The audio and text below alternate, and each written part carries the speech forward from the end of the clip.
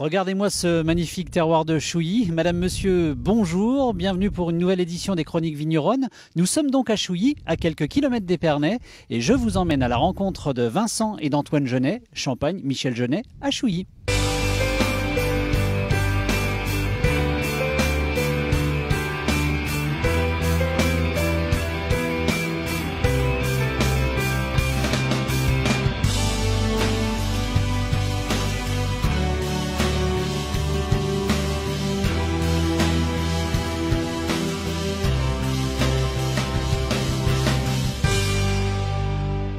Alors Antoine, bonjour, nous sommes à Chouilly, merci de nous accueillir sur ce terroir de Chouilly. Quelles sont les particularités de ce terroir? Alors c'est l'un des plus vastes terroirs en Champagne, ça y couvre un peu plus de 520 hectares.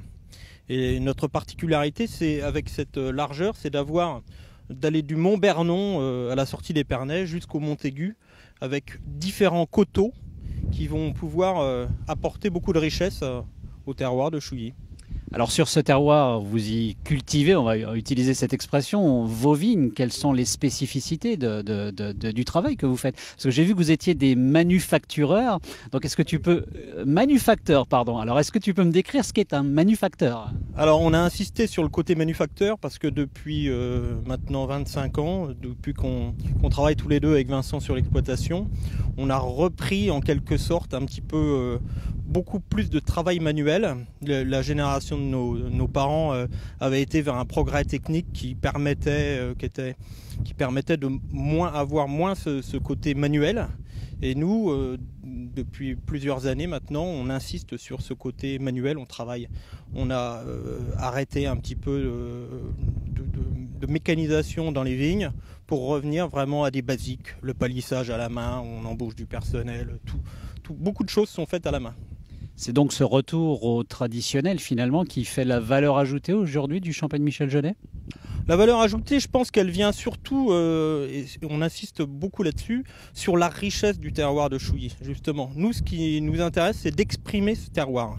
Le terroir, c'est vraiment une complexité, tu sais, ça va du climat, de la topologie, de la géologie, et puis de l'autre côté, tout le travail de l'homme, justement ce qu'on va pouvoir apporter d'une part à la terre et puis à la plante. Et donc c'est ce qui nous intéresse.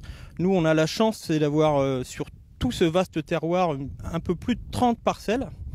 Donc on va essayer justement de faire ressortir le meilleur de chaque parcelle. Et puis c'est ce qui va composer un petit peu la mosaïque dans le Champagne Genet. Alors le Champagne Genet, travailler avec soin, à la main, vous cherchez bien évidemment à travailler la vigne au mieux. Il y a cette relation forcément entre le raisin, le fruit qui sort et le sol. Et vous travaillez ce sol avec une particularité aussi également, je pense? Non, alors après on essaye un peu tout, tu sais, on n'a pas une technique particulière. Après, on a certaines parcelles qui sont complètement enherbées, où on va vraiment laisser toute l'herbe s'exprimer. Il y a d'autres parcelles, effectivement, où on va travailler sous le rang uniquement un petit peu. Mais l'objectif, justement, c'est de faire vivre la biodiversité au maximum. Donc la biodiversité, c'est d'une part ce qui est au-dessus, les plantes qui vont pousser, c'est aussi les animaux qu'on va voir et qu'on a plaisir à croiser le matin quand on arrive aux vignes, et puis toute la biodiversité du sol. Alors n'hésitez pas, suivez le compte Instagram aussi du Champagne Michel Genet, parce qu'il y a de très très belles photos qui sont postées en tout cas du terroir de Chouilly, et vous verrez, ça vous laisse rêveur, les photos le matin sur la brume, sur les vignes, etc. C'est juste superbe. Après avoir vu les vignes, moi je vous invite à passer directement maintenant à l'exploitation. On va aller voir un petit peu ce qui se passe en cuverie et en cave.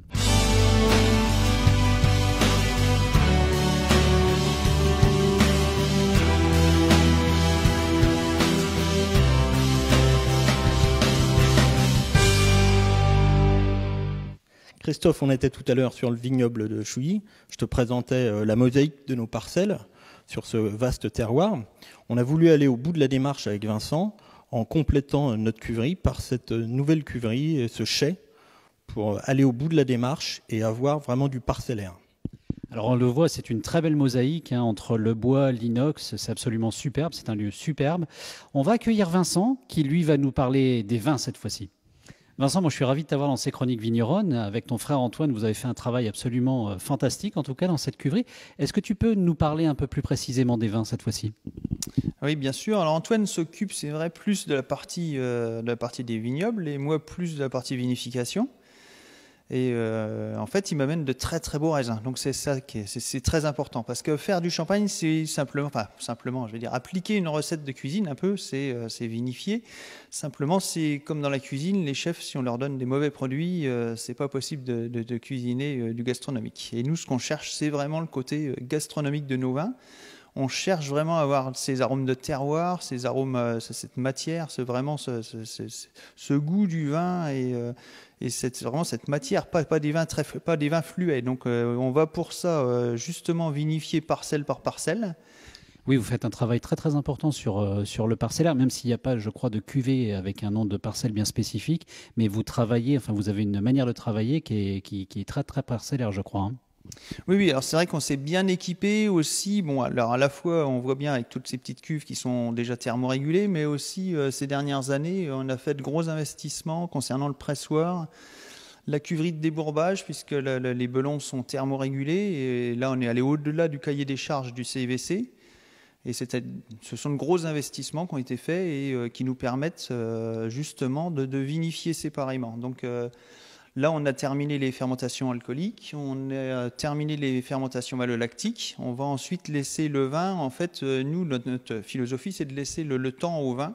C'est surtout pas précipiter les choses. Donc, on ne soutire pas aussitôt la fermentation alcoolique terminée. On laisse les vins sur les lits. On va avoir plus de matière, plus de gras dans ces vins. Et ça va nous permettre vraiment de déguster fin janvier et de pouvoir faire des assemblages. Donc on va pas forcément. Alors on a une parcelle qui va servir à nous faire une cuvée parcellaire, mais ça elle sortira que dans quelques années parce que c'est un millésime.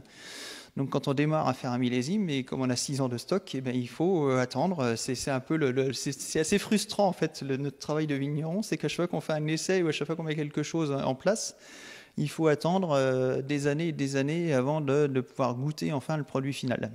Alors on le sent, hein, on le sent vraiment, le soin, le temps, le travail à la main, ça donne effectivement de très très belles cuvées. Est-ce qu'il y a peut-être des cuvées emblématiques par rapport à la maison justement? Alors nos cuvées, on va dire qu'elles sont toutes emblématiques. On les vend un petit peu partout dans le monde aujourd'hui et ça c'est bien. Alors on a en fait notre cuvée, notre plus importante cuvée, c'est la MGBB Spirit, qui signifie en fait Michel Genet, blanc de blanc et spirit, parce que c'était une cuvée qui s'appelait avant l'Esprit, que notre cuvée Esprit, et donc on a voulu un peu angliciser. Comme on vend plus de 50% à l'export aujourd'hui, c'est vrai qu'on a beaucoup, donc on a cette cuvée, mais ensuite, alors ça ce sont forcément des blancs de blanc, on ne rentre que le chouilly, c'est important, faut le dire. On ne rentre que des cuvées de chouilly aujourd'hui et donc on a cette cuvée là. On a ensuite cette cuvée qui est faite en nature. C'est la même cuvée mais qui n'est pas dosée du tout. Et ensuite après on a le MGBB Vintage. Donc ça c'est pour les millésimes. Le Red Blend 9208. Alors pourquoi Red Blend 9208? Ça c'est en fait un mélange en fait de rouge et de blanc, qui nous permet, nos clients étant des clients habitués au chardonnay et au blanc de blanc de la Côte des Blancs, leur faire un rosé de saignée avec du pinot noir ou du pinot meunier, c'est un petit peu, ça n'allait pas pour Donc on a préféré, nous on préfère des vins d'assemblage, donc on fait 92% chardonnay et à peu près 8% de rouge, qui sera d'ailleurs bientôt maintenant du rouge fait aussi à Chouilly, puisqu'on est maintenant aussi en 100% pour le pinot noir sur Chouilly. Alors on le sait, la période a été compliquée cette année, le Covid, le confinement, etc. Est-ce que vous avez quand même pu accueillir quelques clients à l'exploitation, quelques visiteurs de passage? Alors des visiteurs, on en a eu beaucoup moins que d'habitude forcément, et puis on a eu une période très calme effectivement de mars, avril, mais jusque juin en fait. Mais on ne se plaint pas au niveau commerce puisqu'on vend beaucoup à l'export et on a des très très beaux marchés et on vend aussi beaucoup de plus en plus même en gastronomie. On a un très très beau réseau sur Paris avec des chefs, même des chefs assez connus, assez connus qui passent régulièrement à la télé. Donc ça c'est une bonne clientèle. Bon, naturellement le Covid oblige, et ça a été forcément un petit peu plus calme. N'hésitez pas, c'est à Chouilly, Champagne Michel Genet. Merci Vincent en tout cas et Antoine aussi pour ce bon moment que nous avons tous passé ensemble. Alors surtout, vous retrouvez les chroniques vigneronnes, c'est sur Champ TV, mais pensez bien en tout cas si vous allez au restaurant, comme vient de le dire Vincent, n'hésitez pas à regarder bien la carte, vous trouverez vraisemblablement du Champagne Michel Genet. À très bientôt pour de nouvelles chroniques vigneronnes.